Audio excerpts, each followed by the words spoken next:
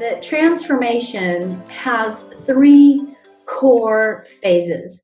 The first phase is disruption. That's when you take a step forward in your life and you get ready to put your foot down on the sidewalk, and all of a sudden, the sidewalk isn't where it used to be, right? Or the rug gets pulled out from under you. And disruption, which is actually in the gate 51 in human design, which we're actually going to talk about a little bit today. Disruption brings with it the promise to recalibrate and realign yourself, to bring you into a deeper harmony and alignment with your higher purpose, your spiritual self, and a deeper connection to source. When we go through a cycle of disruption, the second phase of what happens is we step into a phase that's called liminality, or I like to call it the void. Suddenly we're standing there, the sidewalk's not where it was, the rug got pulled out from under us, we're flat on our butts on the floor going, hey, what just happened? And it's a strange period because all of a sudden who we were before, that identity no longer is sufficient, right? It doesn't define who we are. And we're sitting kind of in this unknown place. And if we don't have a tool to navigate our way through the void, two possible things can happen. Actually, three. The first thing is you could just descend into a pit of despair. And I think for some of us, we know that place very well, where you are riddled with anxiety and you feel powerless and disempowered and overwhelmed, and you just get stuck in the void. And certainly, in the newness of this transition, if you're in the, kind of feeling like what just happened, and you're in the shock and the awe of, oh my gosh, everything just suddenly changed. When you're in the void, it's a natural place to feel that way. It's a natural thing to feel that way. And I certainly would say for those of you who may be having that experience, it's okay. You're not failing spiritually or in any way. So let yourself have those feelings, but be mindful of the difference between experiencing the feelings versus getting stuck. You start to find that you're not making a lot of progress through that emotional hole.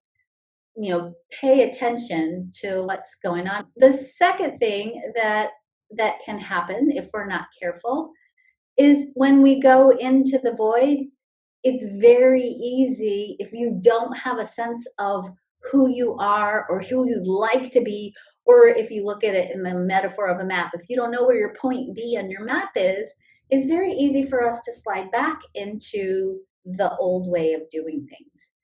But it's very easy when you go through the void to get re-triggered and try to go back to the way things were instead of going forward. The third thing that happens, and this is the good part, is that we begin to redefine the narrative, the story of who we are, and we begin to start steering the forces, our creative forces, towards moving into that new identity, that new possibility, that new definition of what is the new normal. And it is, by design, an expansive process. We are not designed to go through these kinds of limitations and then just shrink.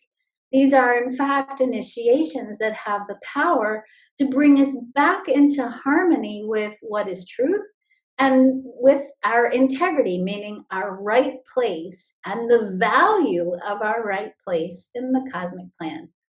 So, with that in mind, as our sort of preamble to what we're going to talk about today, I want to invite you today to listen to today's Quantum Alignment show and to listen to it as an introduction to the possibility of using this time to deepen your connection to who you truly are, the true story of who you are, and think about what perhaps you need to do to bring yourself into greater harmony with that person. That is the truth of who you are. And recognize that that person, that is you, that real story of who you are, that definition is independent of any other external circumstance. You are who you are because you exist. And it's your existence that is the value. The fact that you exist is the value of your life. And that we may not be able to control certain external parameters around the circumstance in these situations. There are things we can't control, but we can always control our perspective and our attitude and our alignment with who we are. All right, so welcome to today's show, Integrity, Health, and Human Design. We are going to focus primarily today on the will center. We're going to focus on the will center because it's the center where our personal identity lives, not our story, the whole expansiveness of who we are. That's the G center, but our ego resides here in this center. And this ego has a role of discovering how to become sustainable in the world, how to live true to itself. And as a result of living true to itself, tap into or have access to resources that you are then able ultimately to share with others. And I use the word share deliberately because there's an irony with the ego that I absolutely love. And that irony is that the will center, which is sometimes called the ego in human design, is deeply embedded in tribal circuitry. There are circuits in the human design chart, and we talked a little bit about circuitry last week. But there are three kinds of circuits. There's individual circuitry, which is the circuit that's here to bring change and transformation. There's tribal circuitry, which is the circuitry that's all about nurturing and caring and taking care of and sustaining the people you love and your community. And then there's collective circuitry, which is about the totality of humanity and how we choose to organize ourselves around the human story. Tribal circuitry is like super primal. It's that bone deep, soul deep, I'm going to die for you kind of energy, right? It's mama bear energy and papa bear energy. And it's that energy that holds true to our values and unifies us around common values. It's very much a circuitry that's about we. And yet here in this sort of final expression of the circuitry before we get up to the throat center through the 21 to the 45, we have this center, this human design center that's called the ego, that's all about me. What this says is that we are in integrity when we use the power of who we are ultimately to serve others. But there's a red flag on the play around here because when we don't understand how to use this center in a healthy way, and I find that there's a lot of different permutations of how we can use this in an unhealthy way. But the biggest thing that I find, particularly in what I'll call the light worker community, people who are deeply caring and deeply compassionate and deeply open-hearted by nature, you guys, is that we don't really have a hard time with the we part. That's actually the part we get really well. We do that part super well. But what we oftentimes do is we discount the me part in the we so much. We are so terrified of our egos, or we say to us, it's like this big, it's a spiritual slam to say to somebody, right? Oh, he's so in his ego, right? We say that. That's like an insult to a spiritual person. We discount sometimes the importance of the I in the we. And when we do that, it's actually a different way of being arrogant. Of course, there's arrogance in sort of the cape swooshing, me person. We all know that person and we all think we don't want to be that person, right?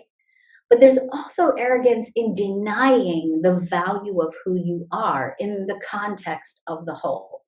When we are not taking care of ourselves and martyring ourselves for others and not owning the value of what we need individually to stay sustainable, the bottom line of that is not only do we, of course, deplete ourselves and burn ourselves out and ultimately put ourselves in a situation where we might have to take resources from others because we can't provide for ourselves because we're too exhausted. The other part of that is we're not creating sustainably. And in a world that really wants from us, needs from us to create sustainably, we need to collectively be making decisions that ensure our sustainability.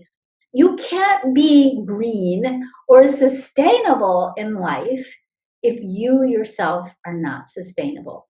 And so if we've overcared, if we've over martyred ourselves to the point to where we've depleted ourselves and we haven't taken care of our own personal self, it it limits what we're able to give to others, and it causes us to make reactionary choices that are not deliberate and not sustainable because we're sucking for oxygen. We're having that experience of feeling like we're drowning and we can't breathe.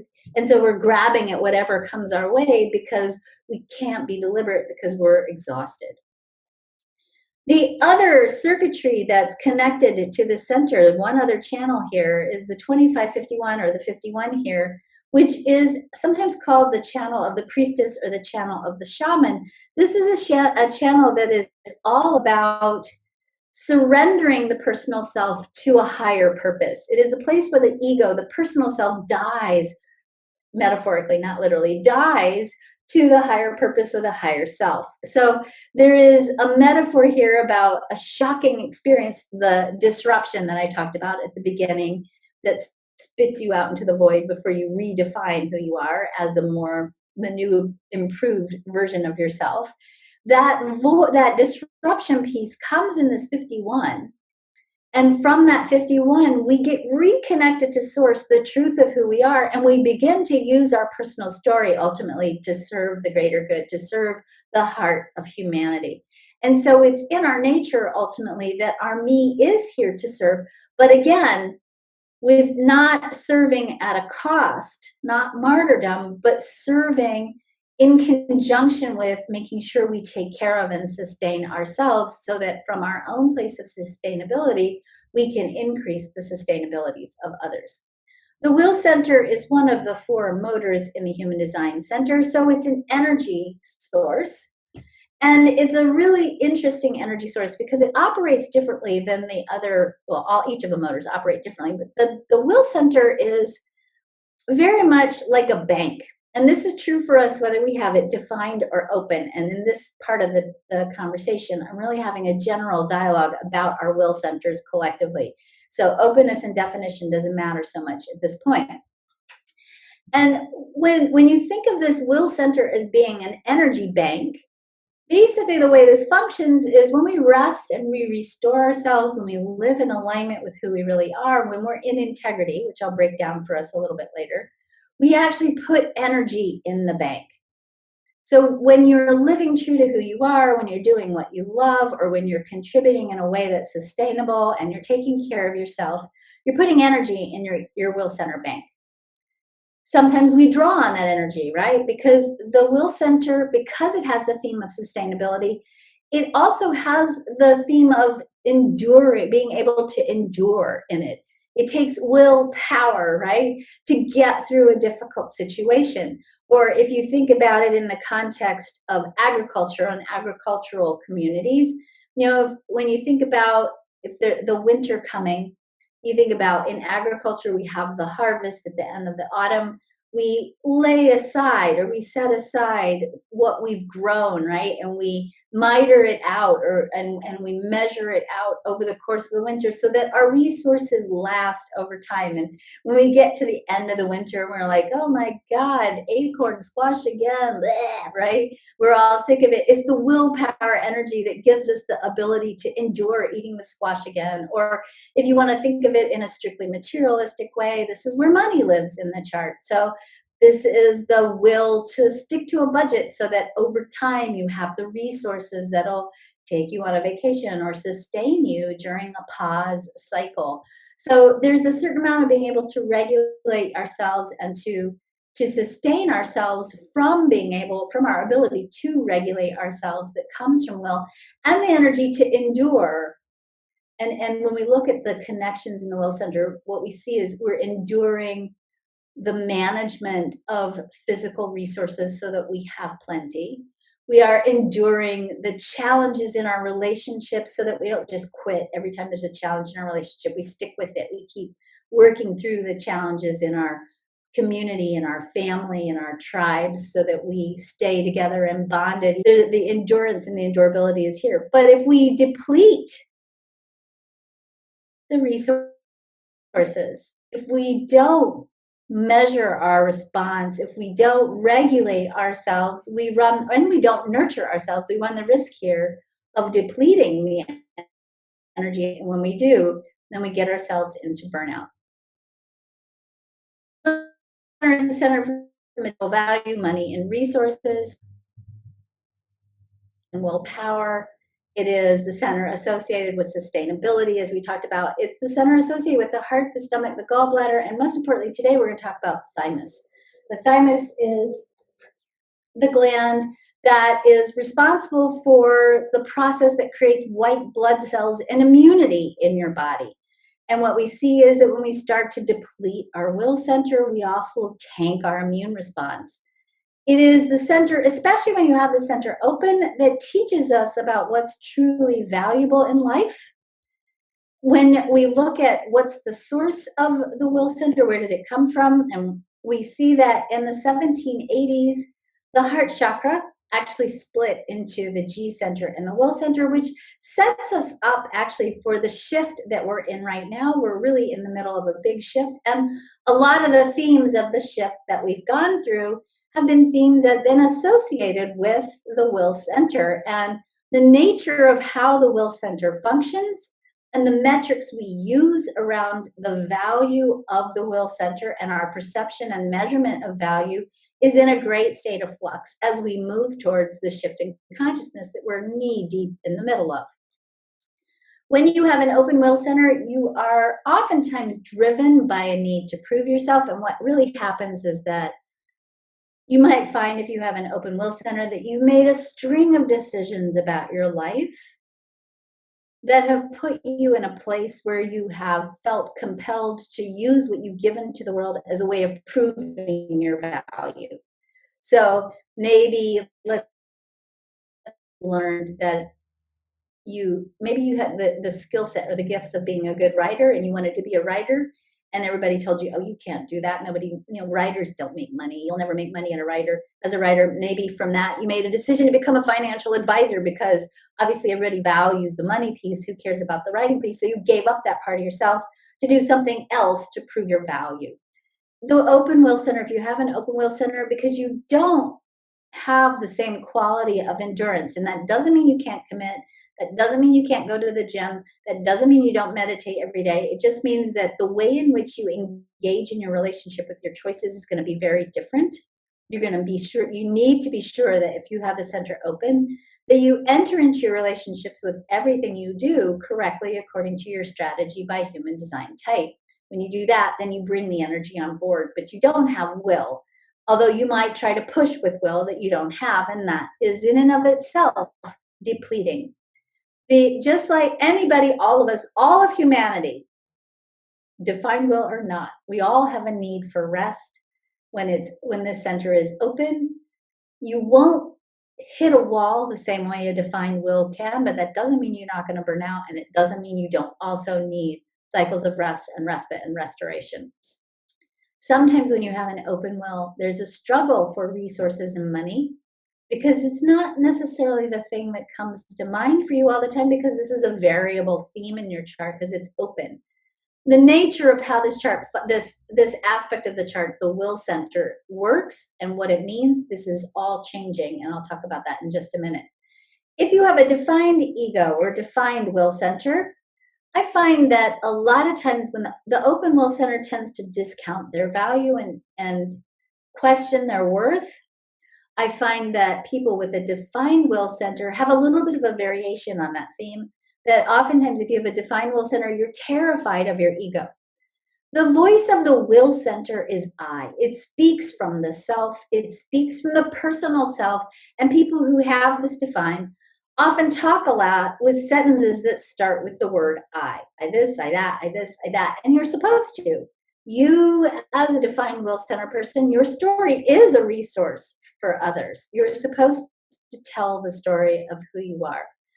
But if you are talking to people who question their own value, or if you are questioning your own value, that energy communicates, even if you're saying the right thing. The misalignment between how you feel about yourself and your language is perceived by others. And so people may have said to you, if you questioned your value or you questioned any aspect of who you are, what's the matter with you? All you do is talk about yourself.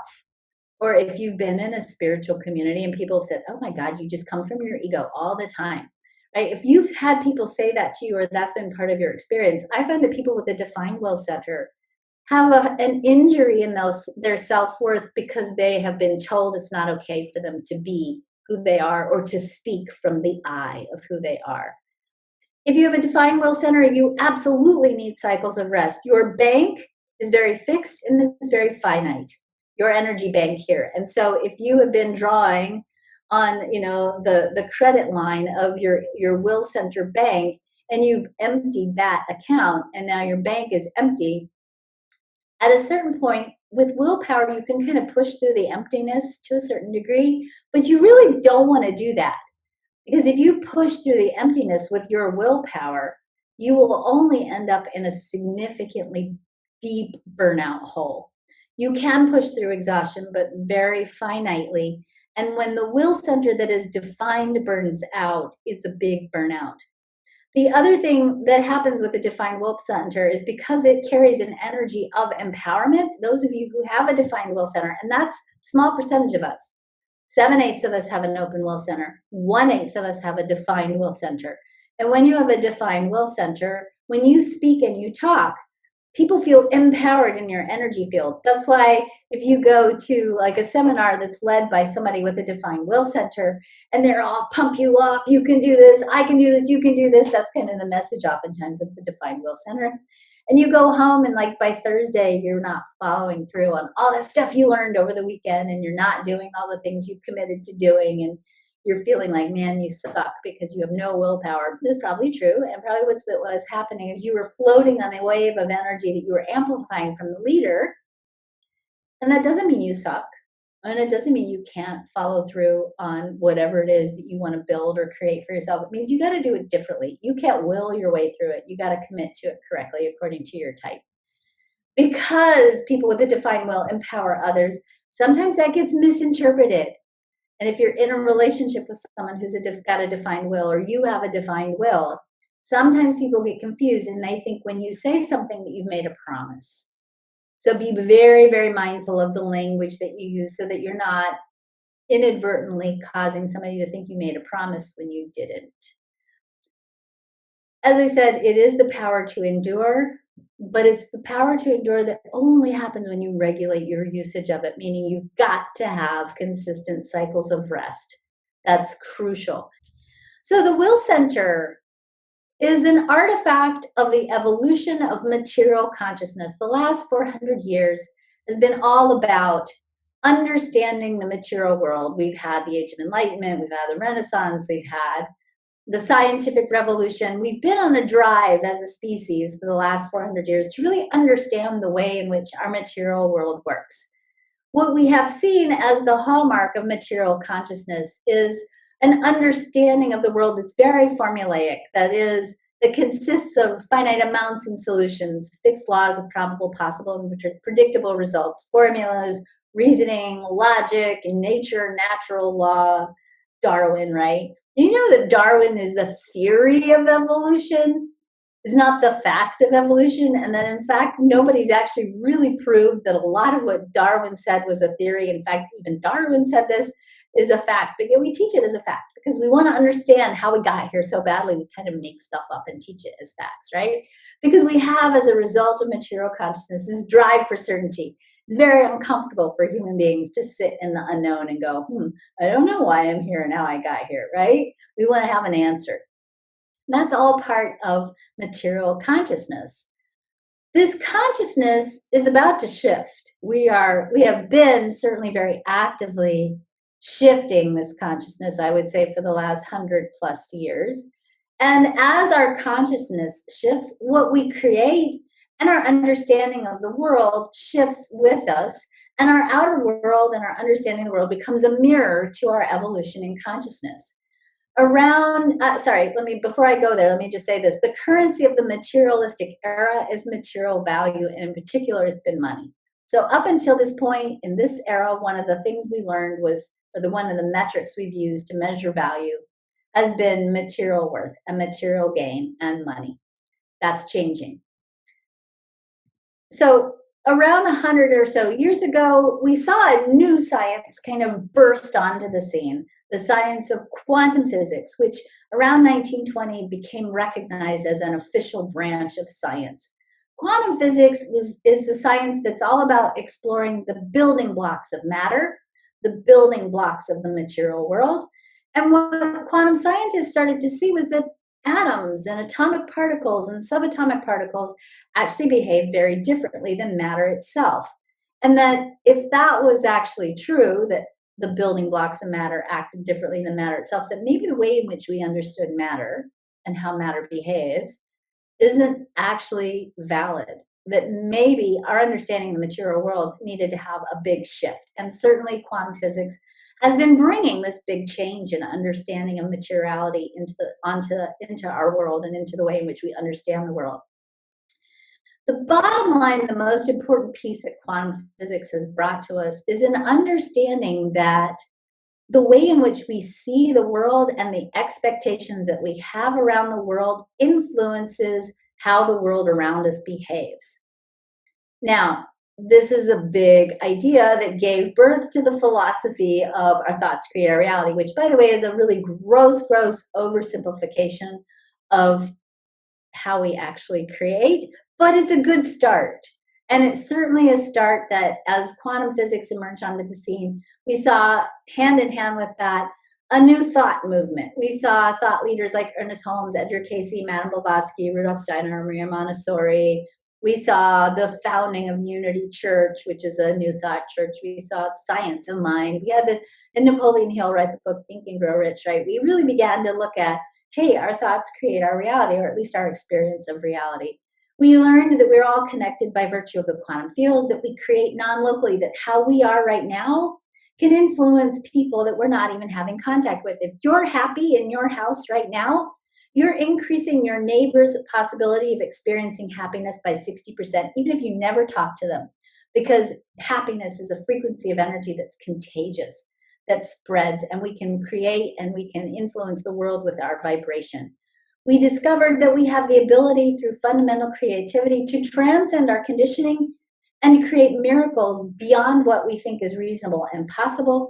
We discovered that the currency that really measures value, and this is what we're moving towards, this is great news, is not so much material worth and value, money, but that our material value now becomes measured through well-being. The more well-being you have, the more well-being you experience, the more well-being you create in the world, the greater value you have and the greater connected you are to your own sense of value. We're not there yet. Obviously, you can't go to the grocery store right now and go, hey, I'm feeling good. Give me some apples, right? We're not using it as a currency in the economy yet. But certainly I would say as the economy evolves, people who are in the business of creating well-being are well positioned on the leading edge of an evolving economy, and that ultimately that will be what we value the most. So I say to you right now, as we go through this transition, pay attention carefully to the businesses that are taking good care of their clients and their employees, because they're cultivating well-being. And while in the short run, that may be costly, in the long run, this is going to ensure their sustainability in the economy. That the businesses that take care of their employees and their clients are going to be the businesses that endure and last. And the businesses that are only focused on the bottom line will be the businesses that won't make it. We also see involved in this shift a willingness to embrace change, uncertainty, and to cultivate the growth of potential. So the currency of this modern era is well-being, which is why you being in a state of well-being is so important. If you're going to create well-being, you have to be well, and you have to live well. And that doesn't mean, opulence. That means in a state of sustainable energy, in a state that allows you to fully express who you are in the world. You will be creating more well-being when you be well, live well, and when you share your well-being with the world because you occupy your well-being. Well-being equals sustainability. When we are sustainable, we are activating our well-being. But unfortunately, most of us are taught that there's only one way to be successful and healthy. There's only one way to make a meaningful contribution. And as a result of that, we've learned over time to hide who we are, to compromise what we want, and give up what's most natural for us in order to try to fit into the formula. Here's the deal: it takes a lot of energy to maintain an identity that isn't true to who you are. Every time you say yes to something you really want to say no to, every time you try to be something or someone you're not, every time you make a choice that feels wrong, even though your logical mind is telling you, do it, right? Every time you give up a dream or a desire, or you nurture someone else at cost to yourself and choose circumstances that actually take you out of your joy and your authentic self, you're using an enormous amount of energy, enormous amount of willpower. When you use your vital life force energy to maintain a facade of inauthentic choices, you're going to eventually burn out and you'll sabotage everything in your life, sometimes including your health. And oftentimes that sabotage is there for a reason. It's that pain that we experience from not living true to who we are, whether that's physical pain, financial pain, relationship pain, spiritual pain. That pain is our barometer. It's a warning sign, and it's telling us, hey, warning, warning, you're disconnected from your authentic self. That pain is telling you that you're off course or you're living off your chart, and it's helping you realize that you need some serious course correction. What you're experiencing in your life right now is the sum total of every choice you've made in your life, and how you're hardwired energetically, your human design is going to influence the kinds of choices that you make. And it's also going to show you how to make good choices that actually bring you back into alignment with your authentic self. So if you walk away with nothing today except for this, walk away with the understanding that one of the reasons why it's so important to follow your strategy by type is because it starts to bring you into alignment with living true to who you are. So where does integrity specifically live in the human design? It lives in the gate 26. The gate 26 is associated with the thymus gland, the immune system. It is part of what they call the channel of alignment, the 4426, which in traditional human design is called the channel of transmission. That channel of transmission has a purpose. First of all, it's part of the business circuitry, and this might not seem relevant, but roll with me on this for a minute. It's the place where we make a sale in business. It's the place where sales or transmission of a message happens in business. We go from looking at the patterns that people have, that's the gate 44. We discover what we can do to help people break free from patterns that are causing them pain or fear, and we meet them where they're at, and we give them solutions to transform that pain or fear into something of greater value and something that feels empowering. That's the true nature of what business is supposed to be like by design. Business is supposed to help people get out of pain or help them turn pain into power, suffering into something of a greater value, something that teaches them more about who they are and helps them find their purpose and their direction in life.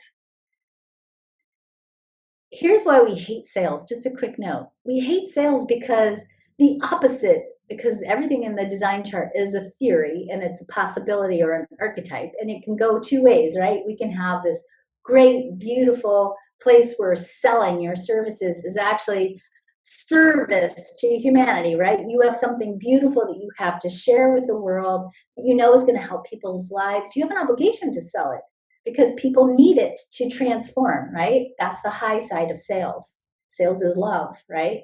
The low side of it is you're questioning your own value. Maybe you're questioning the value of your product. Maybe you're questioning whether people are going to pay you for your product because you question your value so much. So you have to go through these elaborate hoops to try to convince people that, hey, I got what you got. I've got what you need. I'm going to help you. I'm going to give you all these promises that I might not be able to follow through on. And it feels skeezy because we feel out of integrity because we're out of alignment with our own value. When I do business coaching, the number one thing we do in business coaching to help people with sales is we work on your self-worth. Because the more you value what you bring to the table, the more you can confer value upon it, and the more you can stand behind your value, and ultimately, the more value you're able to give your clients. So it's a win, win, win, win, win to amp up your own value in business. Now, in a very primal level, if we look at the channel of alignment, it basically says we get into a state of integrity when we break free from the patterns of the past that are keeping us stuck in fear and pain. It's not natural for us to get stuck in fear and pain. When we look at the spleen center over on the left, this is a short term reactive center. It gives us a pulse or information about something you need to do to keep yourself safe and alive. It is instinct, right? We can't live in instinct as human beings all the time. If you do, you'll stay in a constant state of cortisol and stress. You'll burn out in a massive way, and you won't be sustainable because your circuits will be fried and you'll be in an adrenal crisis and you'll be exhausted, right? So, what the 26 says is that when we get out of the fear and the panic about our lives, this isn't about getting out of fear and panic of running from a bear. You can run from the bear. That's a good way to use your fear and panic, right? But if you're in fear and panic about your life, feeling inadequate, not thinking you have the right degree, not thinking you have the right people, you're freaking out about being on video in front of people on Zoom online because you've never done that before. And this week you had to show up for work in front of people on a camera and that felt weird. You know, all of those things that can sometimes keep us in fear because being a human is complicated. The channel 26 says being in alignment, being in integrity with who you are allows you to break free from those patterns. So you're not staying in a state of constant stress or the constant state of inadequacy because or a fear of the past or a fear of the future or a fear of failing your responsibility or a fear of failing in general. It moves us out of that into a place of being confident and aligned with the value of who you are and the uncertain nature of what life brings. When you're connected with your authenticity and you're aligned with your authenticity, you become resilient and you're able to weather all the changes and the little fears and blips that come up. There are, in the human design chart, 5 kinds of integrity. These 5 kinds of integrity are rooted in the gate 26. The first kind of integrity is called physical integrity. That is, of course, being healthy and vital. If we are not healthy and vital, or something happens to our physical body, it puts us out of physical integrity. I'll call it a breach in integrity. And anytime you get a breach in integrity, not only does it obviously threaten your immune system potentially, it also has the potential to threaten our sense of worth and value. We tie our physicality so deeply to our sense of value that when something happens to our body, we risk also losing our connection to our self-worth and our sense of empowerment and control. I think this is so interesting, particularly when we start to look at this in the context, and I'm not trying to cut the guys out of the conversation, but especially for women here, right?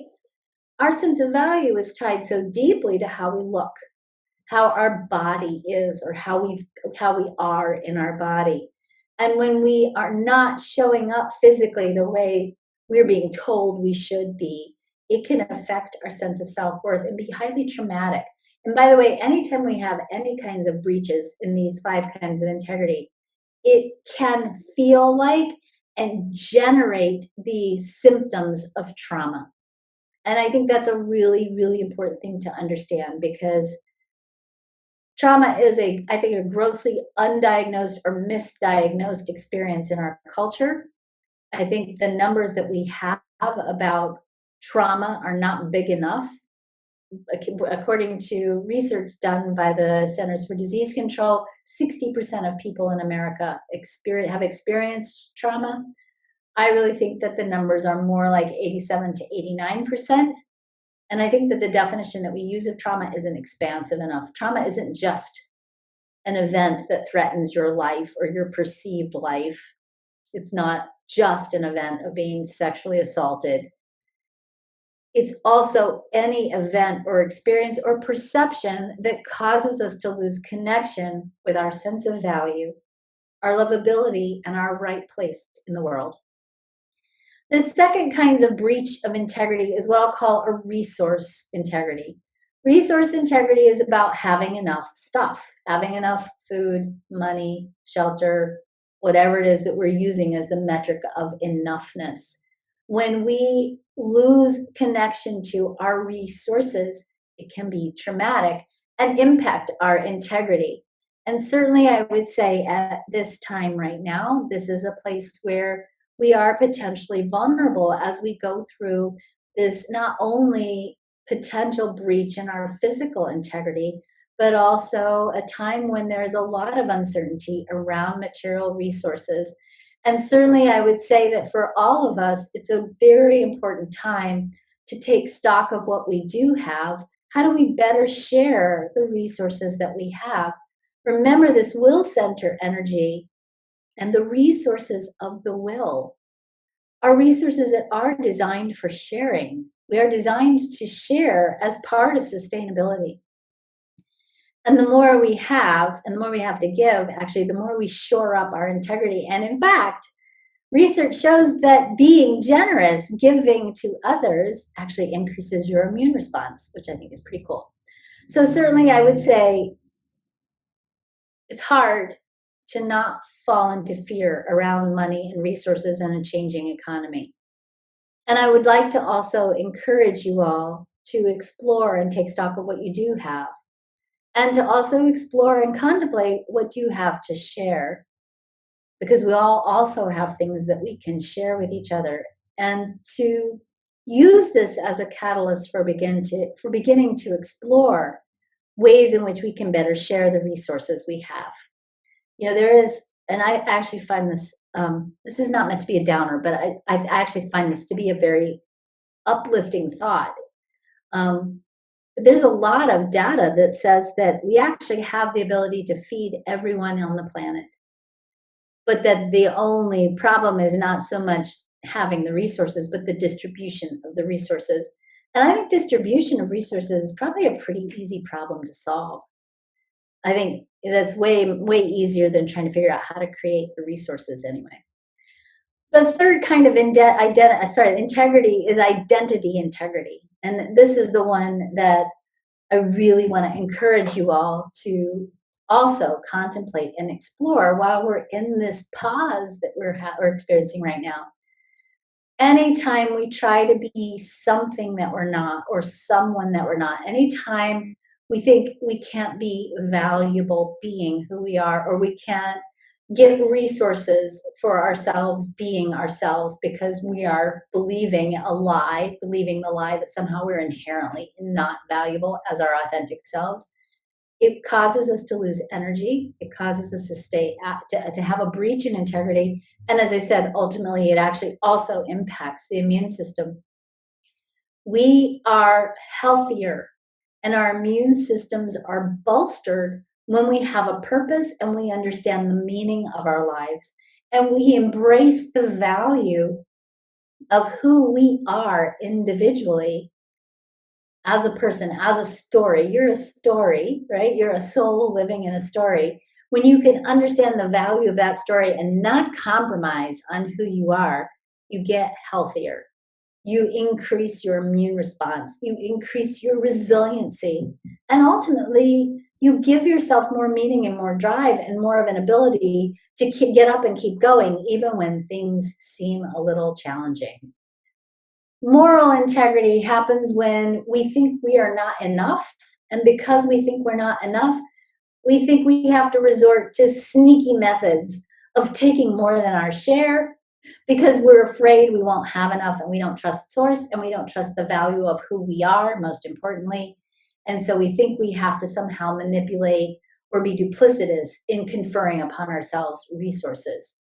The last kind of integrity, and this is a big one, and this is one I think is a chronic issue for our world, is we get out of energetic integrity when we commit to doing something that we don't have the energy for, when we neglect to take care of ourselves, when we neglect to rest, when we neglect to be generous with ourselves, when we put ourselves in an internal environment that's self-deprecating or isn't lifting us up, when we start doing chatter in our head that's not supportive, that doesn't speak to the value of who we are, we deplete our energetic resources. And because in our culture, we have, probably because of materialistic consciousness that says the more you have, the more valuable you are, we have created this artificial idea that when you're working, you're being productive and valuable. And when you're resting, you're lazy. Remember when we went back to the very beginning of this presentation, it is hardwired into all of us that we need rest. And we need cycles of rest and consistent cycles of rest. And rest doesn't mean you take the day off to clean your house. That's not resting. That's working in your house. That means you take the time off to unplug, maybe electronically for some of you, maybe that's resting, but you get out of the cycle of work and you replenish your energy resources by sleeping, by hanging out on the couch with a romance novel, by going for a walk, by connecting, maybe not physically right now, but virtually with your loved ones. You talk, you restore yourself. And here's the key. People always ask me, well, how do you know what rest is? Here's what rest is. It's anything you do that replenishes your energy stores. So if you are resting, but you are not feeling rested at the end of your rest because you've been laying on the couch freaking out the whole day, right? Worrying, that's not resting. Worrying is not restorative. Resting means you are resourcing yourself. And honestly, the best way to resource, and we see this in the design of the will center through the 51, we resource ourselves when we use our rest as a time to reconnect spiritually, to recharge our battery, to replenish our energy source. And the real measurement for each and every one of you, because it's going to be unique for each and every one of you, the real measurement of rest and restoration and taking care of your energetic integrity is going to be if at the end of the rest you feel regenerated, then it was restful. But if you're laying there all day watching Netflix, if you're watching Netflix all day and you get up off of the bed and you're like, and you don't feel good, that wasn't rest. That was avoidance. That was you subjugating your anxiety. That's different than rest. And it's really important to recognize that rest has to be restful. You have to feel rested at the end. You have to feel restocked, restored, replenished, renourished, recharged, ready to go again. And if you don't, then rest some more until you get that rest thing handled. There is a certain blessing in this experience that we're having that is kind of an enforced rest cycle. And I really want to encourage you all, for the sake of stabilizing your integrity and enhancing your immune response, to use this as a time to catch up on that rest that maybe you haven't been taking for a long, long time. As I said, anytime we have a breach in integrity, we get trauma. I'll skip through the whole trauma thing because I already did it. Last but not least, I just want to leave you with this. And I'm just going to zip through this pretty quickly, mostly because I really I want you to just contemplate this, because there are some keys in the gates of the will center that give us insights into pathways of beginning the process of recalibrating our sense of value. And in the next few slides, there's some affirmations that I want to invite you to explore. So I apologize, I'm going to whip through these kind of quickly, but take these into contemplation and meditation this next week. The first pathway to restoring, restocking, replenishing, and staying in a state of energy, meaning you've got energy in your will center bank, is to also stay in a state of self-management or self-regulation. So this gate actually tells us that to stay restocked, replenished, restored, nourished, and to have energy, we have to regulate ourselves. This is the energy that is oftentimes associated with budgeting. I want you to budget the way in which you take care of yourself. You have the ability to control your thoughts and actions. You don't have to be in control of anyone else. I want you to use this affirmation. I use my energy to manage myself and trust that the universe will supply all the serendipitous encounters and magic necessary for me to sustain myself in every way. The concept that I want you to understand that the 21 brings us is the concept of self-generosity. that we have built into our energy field the ability to give to ourselves freely. And that is really the key element of self-regulation. That when we can give to ourselves freely and stay in a state of self-generosity, meaning we're creating an inner as well as an outer environment that supports us and lifts us up, it creates sustainability in our will, and it gives us the energy to endure and sustain as we go through this experience. The gate 40 is called higher will. Sometimes it's an alone gate. It's a need for retreat and renewal in order to create healthy relationship agreements. Tricky to get when you're living in a house full of people, but here's the piece. This gate 40 says, I am a powerful being who honors my need for rest and renewal in order for me to fully be present to all of our relationships. When we are taking care of ourselves, when we're honoring ourselves and our own needs, then we sustain our energy, and ultimately in our relationships especially, then we have more energy available for others. We're not projecting onto other people that they should be filling our need for self-care or our need for self-honor or our self-generosity. We're not asking our partners to fill our energy bank in our will center. When we can take the pause and fill up our own energy reserves, then we have more available not only for ourselves, but more available for the people that we need to be available for during this time. Authenticity, as I said, is being authentic, being aligned with who we are. We talked a little bit about that already. Your mantra here is I speak and act with authentic integrity, and I share my heart freely. My words and choices are representations of my heart and my value.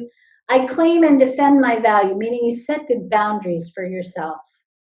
And my choices, words, and actions claim and defend my value and honor the value of others. And last but not least, the 51, these kinds of shocking, disruptive experiences are potentially initiating. And as we go through this change and we start to really recalibrate what's coming up next and where we are in this huge transformation we're potentially going through, your mantra here is I am courageous, steadfast, and open to the expression of spirit through me. I use all of my life experience as catalysts to help me grow and evolve. And that while we're in this process, we don't slide into victimhood, but instead see that there's an opportunity here for us to grow and evolve.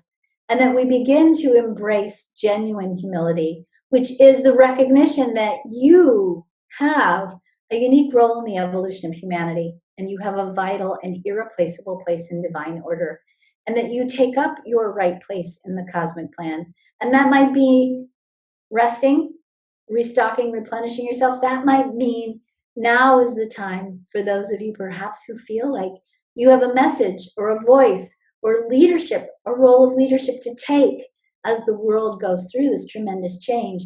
Now is the time for you to do it.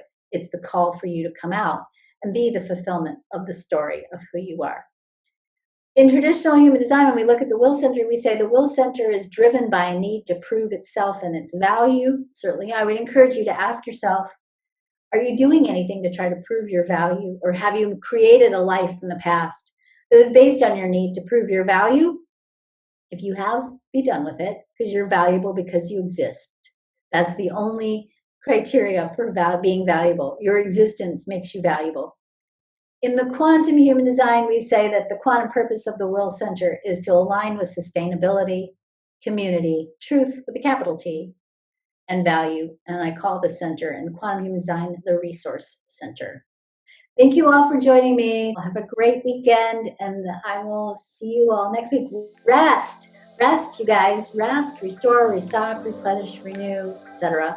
And I'll see you all next week. Bye.